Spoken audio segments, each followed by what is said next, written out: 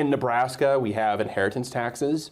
And so if you're leaving money to folks that aren't directly related to you, like it could be nieces and nephews, they're directly related, but they're not immediate family. We call them close relatives. Right, yeah. And then you have more distant relatives, yes. aunts, uncles, nieces, nephews, cousins.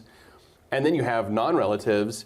It gets really expensive because all of a sudden, instead of $100,000 exemption for like close relatives and 1% inheritance tax, it gets up to where they'd have to pay like 11 or 15% and maybe only have like a $25,000 exemption. And so let's say you have a couple, but they're not married. They just never got married.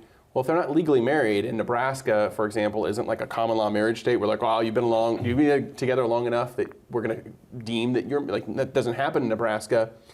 That's going to be considered a non-relative. And if you're trying to leave them your wealth, and it's $1 million between retirement accounts and property and other resources, they get the first $25,000 free and clear from an inheritance tax, and then they have to pay, I think it's 15% on anything over that.